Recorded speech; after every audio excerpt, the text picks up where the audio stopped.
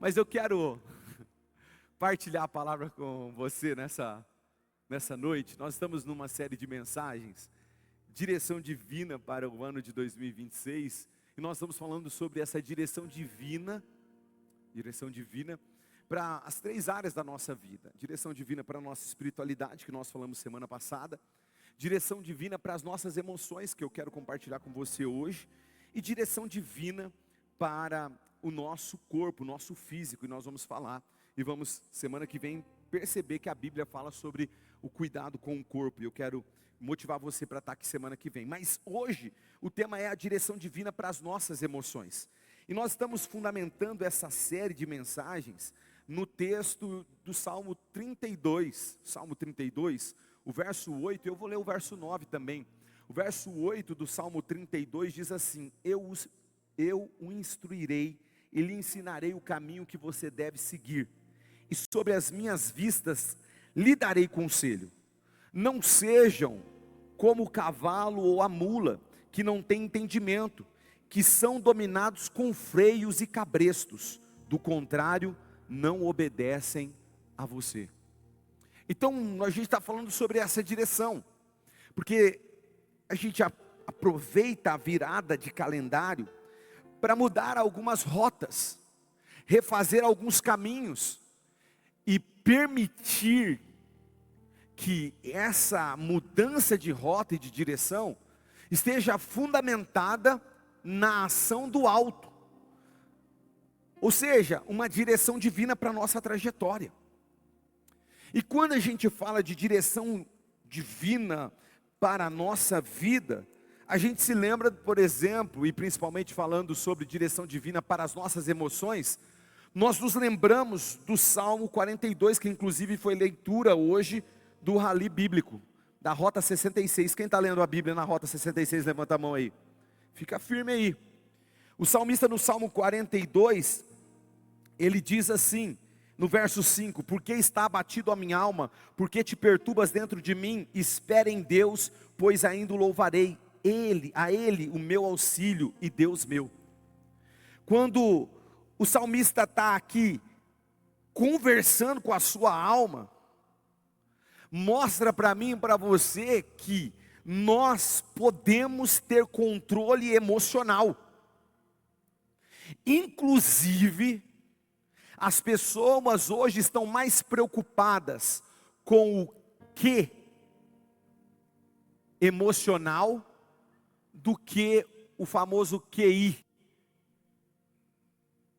As pessoas estão mais preocupadas com a habilidade de gerenciar as emoções do que propriamente com os talentos e habilidades das pessoas.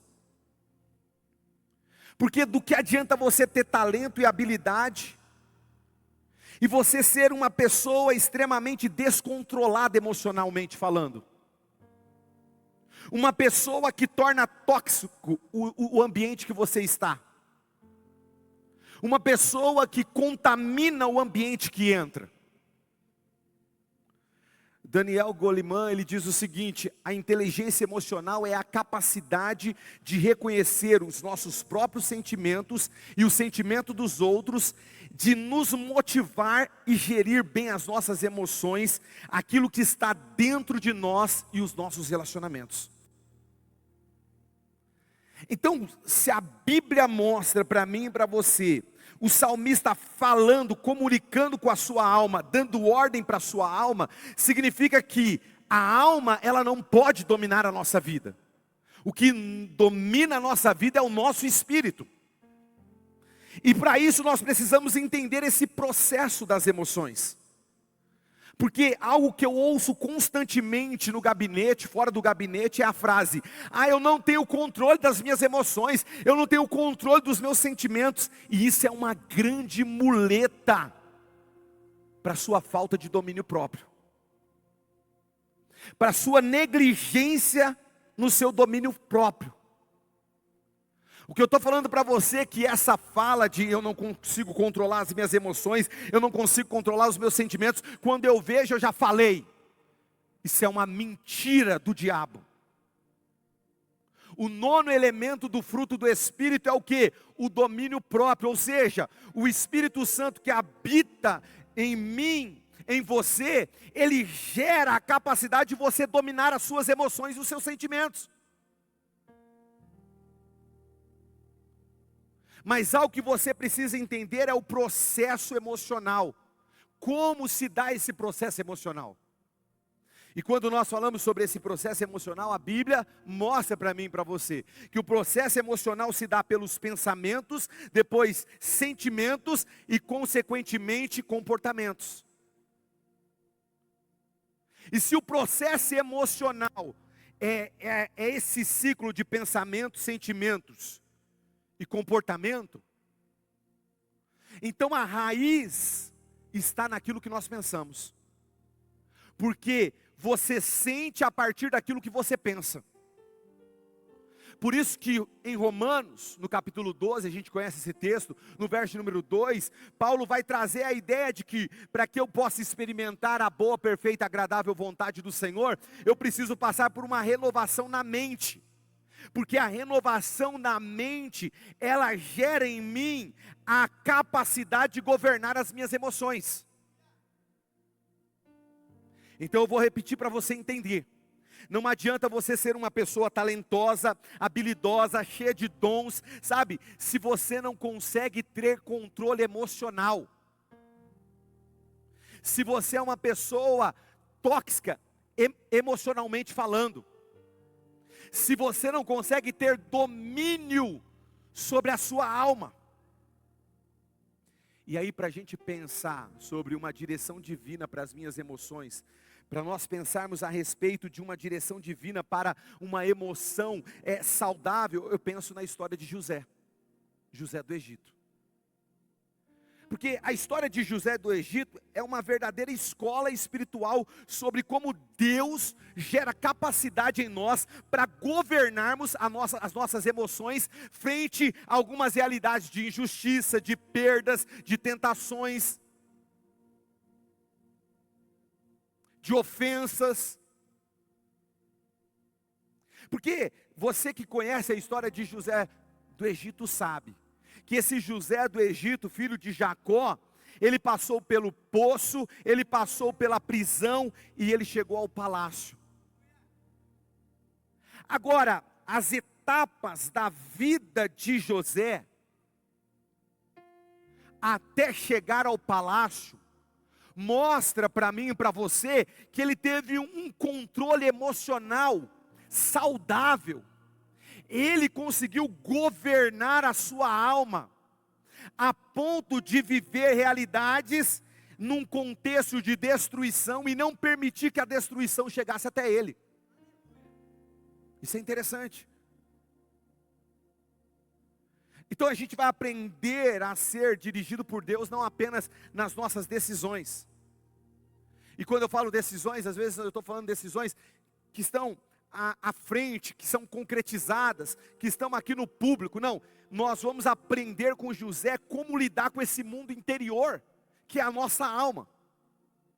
Porque esse José passa pelas crises, mas ele demonstra uma capacidade de liderar as suas emoções na crise. Uma capacidade de liderar as suas emoções em meio a crises. E não permitir que a sua alma fale mais alto. Nós veremos aqui 4 pilares para emoções saudáveis. Para uma vida emocional saudável. No ano de 2026, você tem que prometer que você vai ter uma vida emocional saudável. O primeiro pilar de uma vida emocional saudável é o autoconhecimento. E o autoconhecimento é reconhecer o que está acontecendo dentro de você. Olha que interessante quando nós vamos para a história de José do Egito, em Gênesis capítulo 37, o verso de número 2. Olha o que diz o texto, Gênesis 37, 2. Esta é a história de Jacó. Quando José tinha 17 anos, apacentava os rebanhos com os seus irmãos. Sendo ainda jovem, acompanhava os filhos de Bila, os filhos de Zilpa, mulheres do seu pai, e trazia as más notícias deles a seu pai. Ora, Israel amava mais José do que todos os seus outros filhos, porque era filho da sua velhice, e mandou fazer para ele uma túnica de talar de mangas compridas. Quando seus irmãos viram que o seu pai o amava mais do que todos os outros filhos, o odiaram, e já não podiam falar com ele de forma pacífica. José teve um sonho e contou aos seus irmãos, por isso o odiaram ainda mais. Até aqui. José aqui já começa mostrando para mim e para você que ele era um sonhador. Se você continuar lendo o texto até o verso 11, você vai ver que ele teve 2 sonhos logo no início da sua caminhada. Ele era um sonhador. Ele era sensível à voz de Deus. Mas José aqui na história dele, no início da sua história, é uma pessoa imatura. Por que José é uma pessoa imatura? Porque ele não conseguia discernir o impacto emocional das suas palavras. Ele não conseguia discernir o impacto das suas palavras no coração dos seus irmãos, no coração do seu pai e da sua mãe. Os seus sonhos revelavam de fato um chamado, mas também despertava inveja, ódio, raiva. E por que eu estou falando isso? Porque o primeiro pilar é o pilar do autoconhecimento. E o autoconhecimento começa quando a gente percebe quem nós somos, o que nós sentimos, mas também como as nossas atitudes afetam o outro. Quer um exemplo? Vou dar um exemplo. A gente gosta de chupar um picolé lá em casa. Aí, eu espero a Esther ir dormir para chupar um picolézinho, tranquilinho, sem crise, porque antes do sono ela não pode com doce, né? Então, picolé para ela é só depois do almoço. Aí um dia eu chupei um picolé e esqueci o palito em cima do braço do sofá. A Esther acordou no outro dia de manhã, quando ela bate no braço do sofá um palito. Ela cata o palito da mão e já sai. Quem? Braba, pisando firme. Quem tomou picolé ontem à noite? Aí ela já vem para cima de mim, que ela sabe que sou eu. Porque ela fala, minha mãe dormiu comigo. Minha mãe me fez dormir, não foi minha mãe. E aí, tem dia que eu deixo lá, só para ver como ela reage frente àquele palito. Então as nossas atitudes geram reações naquelas pessoas que estão à nossa volta. A Esther fica brava. Quer um outro exemplo?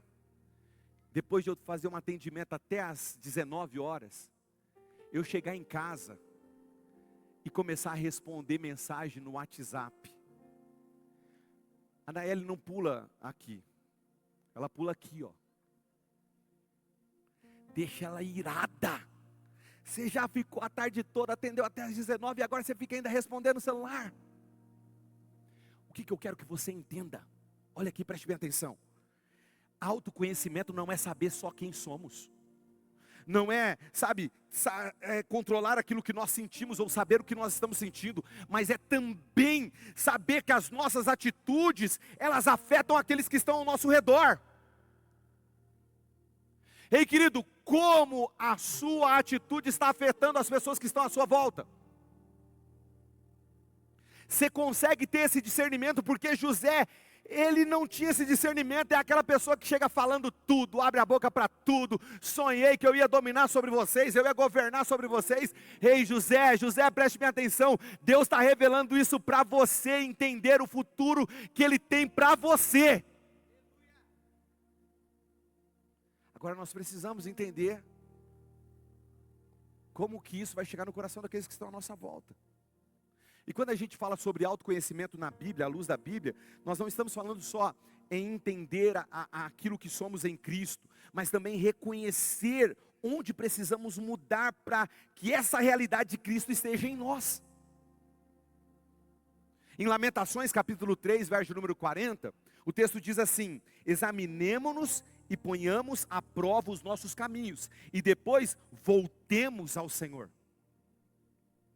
O Salmo 139, verso número 23 e 24, diz assim, ó: sonda-me, ó Deus, e conhece o meu coração, prova-me, e conhece os meus pensamentos. Vê se há em mim algum caminho mau e guie-me pelo caminho eterno. Autoconhecimento, querido, é entender o que os outros que estão à minha volta estão entendendo a respeito daquilo que eu estou realizando ou fazendo. Autoconhecimento é eu ir para diante do Senhor e falar: Senhor, se tem algo que precisa ser transformado, mudado, muda. Porque o nosso padrão de semelhança é Cristo. E a única pessoa que pode mudar a minha, a sua vida para sermos a semelhança de Cristo é o Espírito Santo que trabalha no meu e no seu coração. Então você precisa ter um autoconhecimento a ponto de permitir que o Senhor examine, a ponto de permitir que o Senhor prove você. Nós precisamos entender isso. Por exemplo, na cisterna, o José foi provado. Depois, como escravo, o José foi provado. O José, ele começa a ser moldado na sua realidade, no silêncio do poço. E ali naquele silêncio ele começa a entender quem ele é e o que Deus quer com ele. Porque deixa eu te falar, querido, algumas realidades que nós enfrentamos na nossa vida, Deus usa justamente para mostrar quem nós somos e como nós devemos reagir frente a algumas realidades que Ele liberou para nós. Charles Spurgeon vai falar o seguinte: Deus não nos mostra o futuro para nos exaltar, mas para nos preparar. Então, se Deus derrama sobre você uma direção, preste bem atenção, vai ter preparação para isso. E um dos caminhos para a preparação é o autoconhecimento. É você começar a ter discernimento a respeito daquilo que as pessoas que estão à sua volta, a respeito dos sentimentos que estão à sua volta e aquilo que você está vivendo dentro de você. José aprende que os seus dons precisam ser acompanhados por uma maturidade emocional. Querido, o seu talento precisa ser acompanhado por uma realidade emocional. Talvez você esteja aqui, você esteja como José, alguém que é odiado dentro do seio familiar. E talvez você está usando muleta, colocando a culpa no outro. E Deus está mostrando: é você que não sabe ter discernimento frente a algumas realidades. É você com a sua boca grande. Vai recebendo aí, tá? É você com a sua precipitação. É você com as suas brincadeiras intensas e sem graça. É você que não sabe o limite do outro. Isso é autoconhecimento. A gente precisa parar para pensar sobre isso. Querido, antes de Deus nos elevar, Ele vai nos revelar situações que precisam ser transformadas. E não há direção emocional sem uma consciência, sem uma maturidade interior. Você precisa ser maduro, porque Jesus liberou para nós uma realidade emocional sadia e estável. O Espírito Santo trabalha no meu e no seu coração para que tenhamos domínio próprio. Então nós precisamos ter autoconhecimento.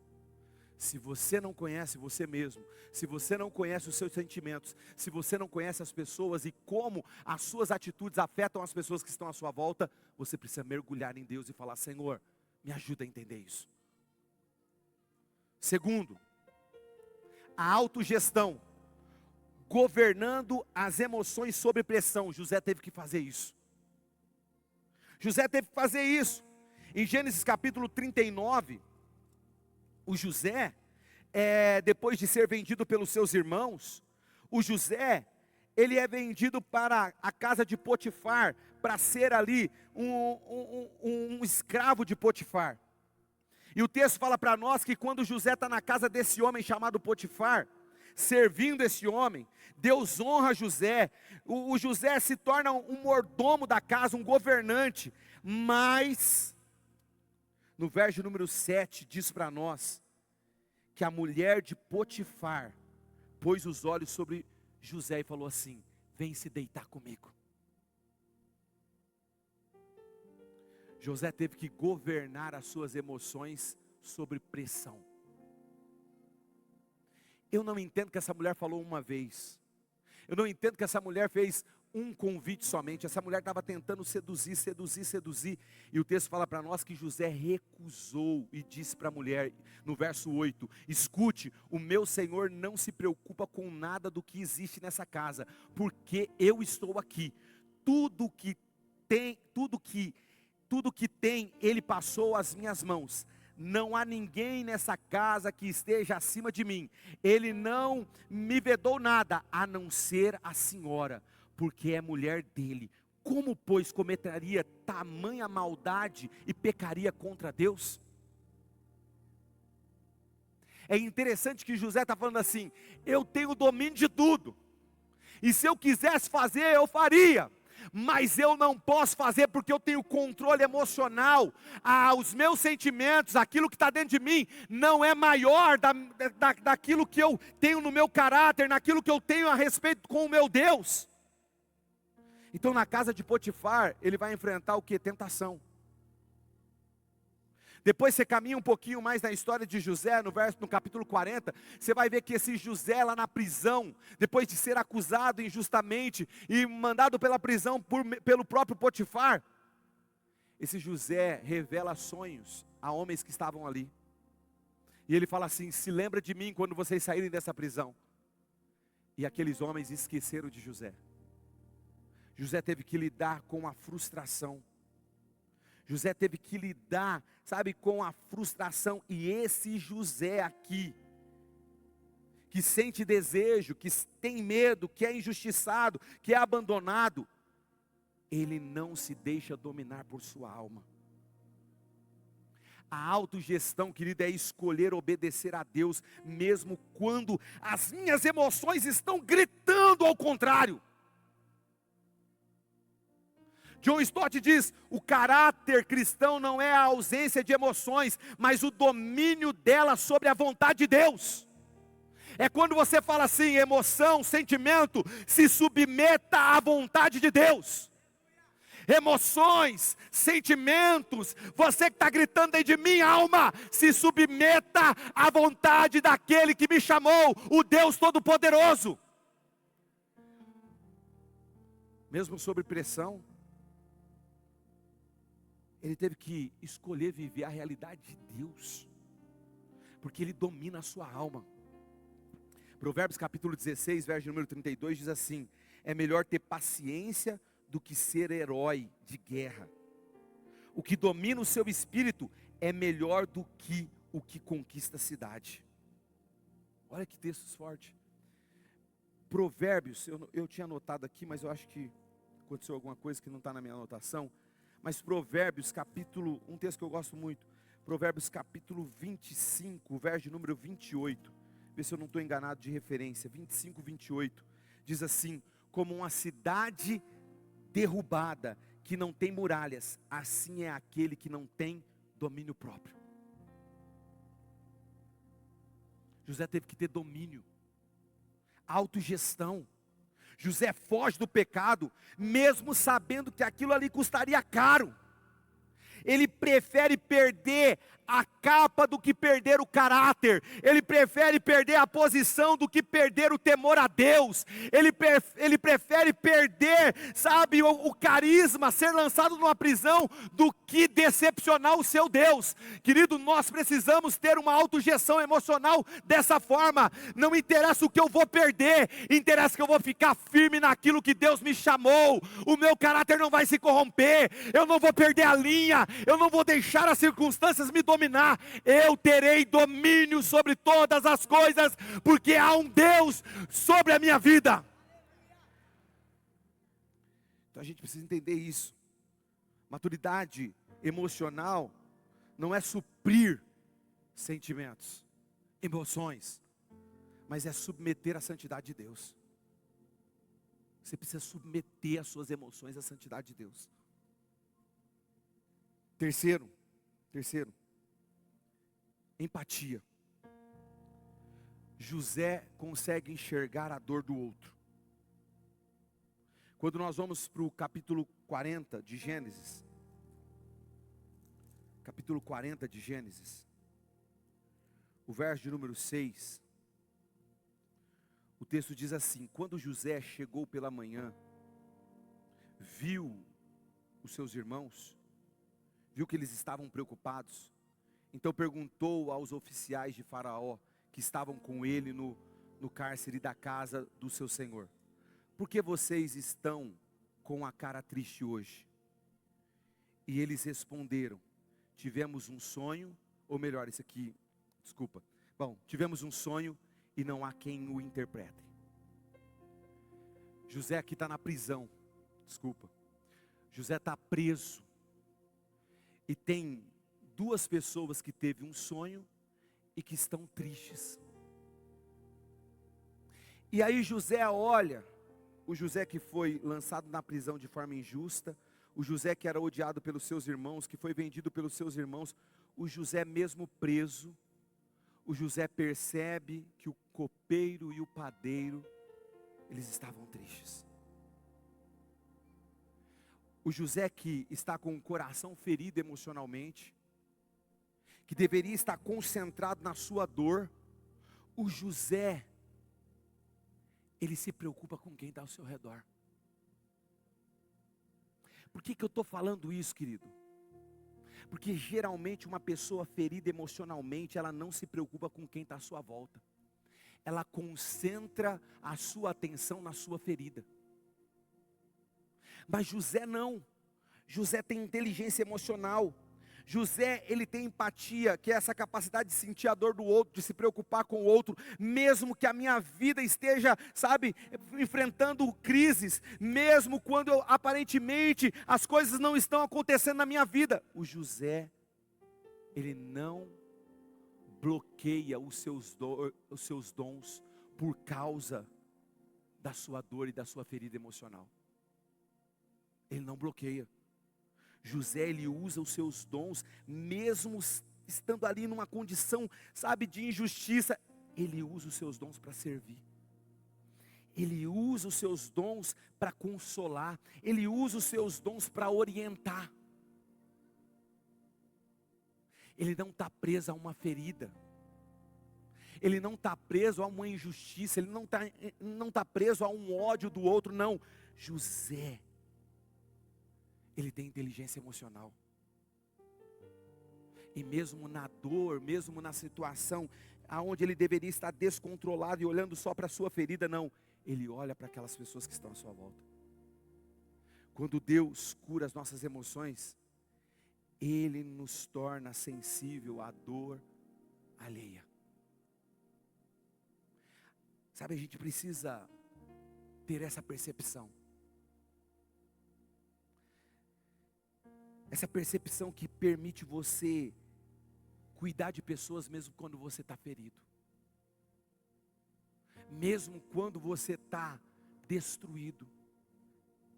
E isso é inteligência emocional. O José aqui não permitiu ficar rodeando a sua dor, sabe, esfregando a sua dor. Não. Ele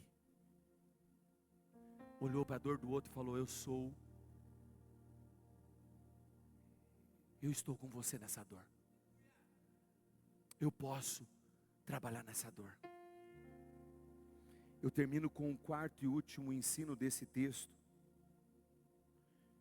que é o quarto pilar de uma inteligência emocional, que é o gerenciamento de relacionamentos.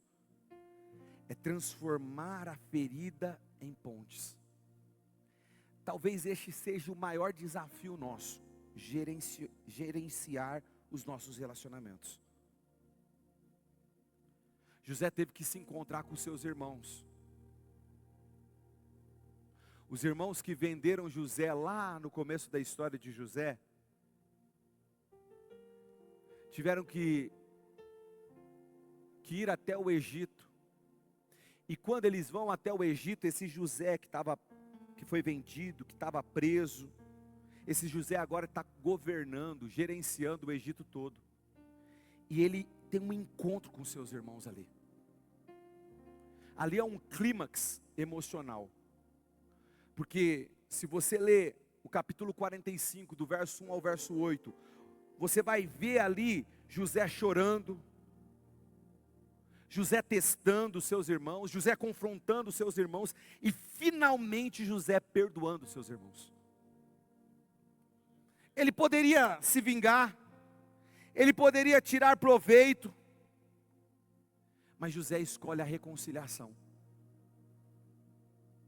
O José, ele decide gerenciar os seus relacionamentos, ele decide lidar com os seus conflitos, ele decide, liberar perdão e restaurar vínculos.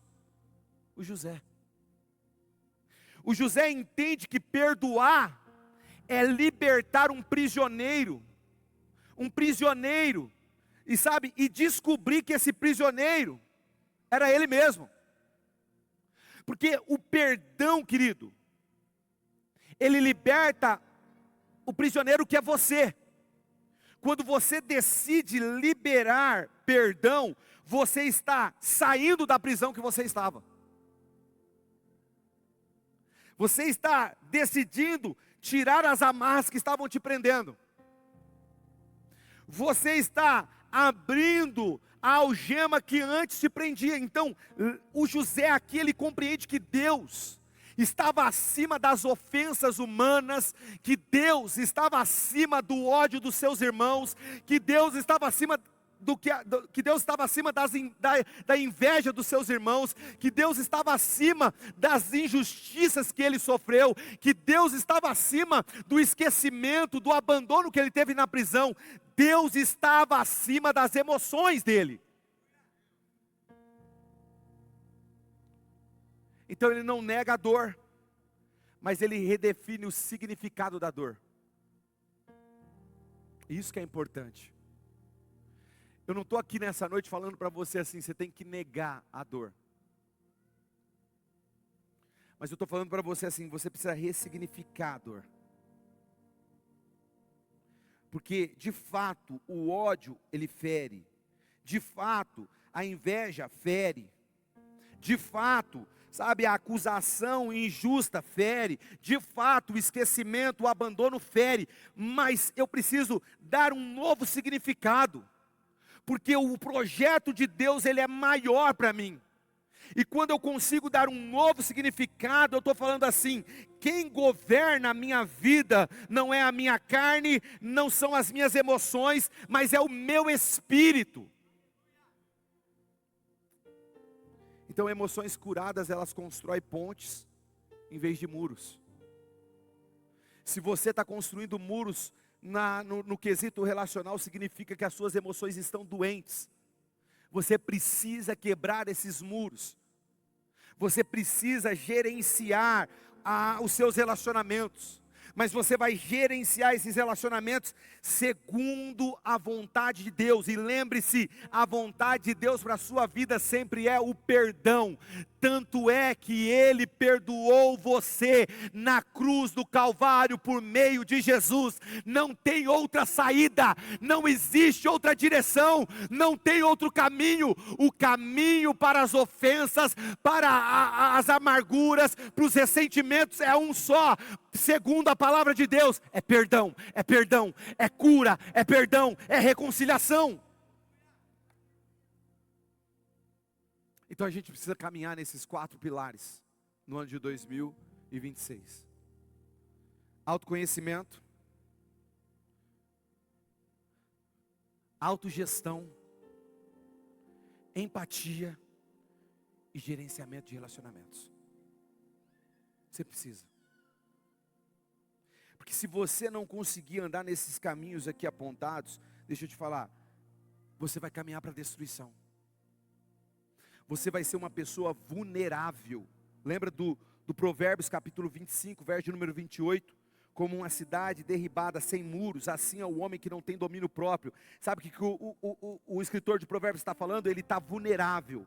ele está vulnerável ao ataque do inimigo, ele está vulnerável às circunstâncias que eram as tempestades de areia daquela época. É uma cidade vulnerável, está vulnerável. Se mudou o tempo, pode causar um desespero emocional. Se o inimigo jogou uma seta, pode gerar um conflito emocional. Querido, nós precisamos ter, uma inteligência emocional e saber que a nossa alma está submetida ao nosso espírito, e o nosso espírito não está sendo ministrado por qualquer pessoa, está sendo ministrado pelo Espírito Santo de Deus, que nos capacita a ter domínio sobre todas as realidades, a ter domínio sobre todas as ofensas, a ter domínio sobre todo ressentimento, todo ódio, toda inveja, todo abandono, toda rejeição. O Espírito Santo te capacita. Então para de colocar a muleta emocional aí. Porque Deus não quer apenas dirigir os nossos passos, mas Ele quer nos capacitar a dirigir as nossas emoções. Deus quer. Deus quer. Assim como José foi chamado a permitir que o Senhor, ministrasse sobre ele, e trouxesse uma capacidade de governar o seu interior, e assim cumprir o propósito pelo qual ele foi chamado. Deus quer que você faça isso. Deus quer que você não perca o que Ele tem para você, pelo seu descontrole emocional. Não perde o que Deus te deu, porque você não está sabendo lidar com a sua alma. Não perde o que Deus te deu, porque você não consegue lidar com esse ressentimento, com essa amargura que está dentro do teu coração, com essa falta de perdão. Não perde o que Deus te deu, porque você não está permitindo o Espírito Santo, ministrar sobre o teu espírito e levar você a dominar os sentimentos e emoções que muitas vezes foram gerados por situações que você não teve o controle. Mas deixa eu te falar, você não pode controlar o que vem contra você, mas você pode dar uma resposta de controle para aquilo que vem contra você. A pressão tem que receber pressão. Me pressionou aqui, a minha alma não vai fragilizar.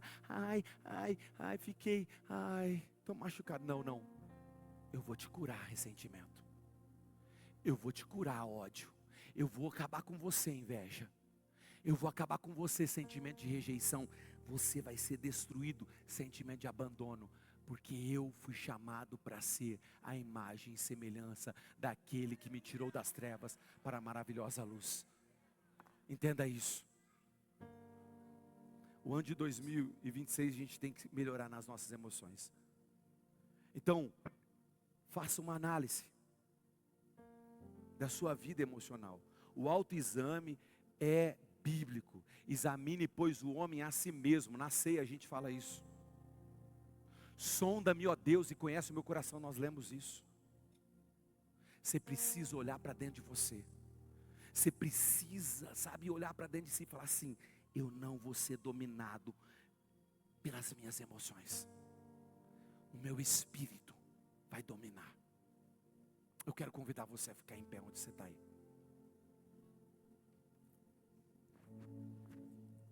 Eu não sei se você conseguiu entender a palavra. Hoje eu me perdi aqui em alguns momentos, mas eu acho que você entendeu no final das contas como que você tem que reagir. Você precisa olhar para dentro de você e falar assim: Senhor, eu não quero ser uma pessoa que é governada pelas emoções. Eu quero ser uma pessoa que é governada pelo Espírito. Eu vou ter inteligência emocional nesse ano.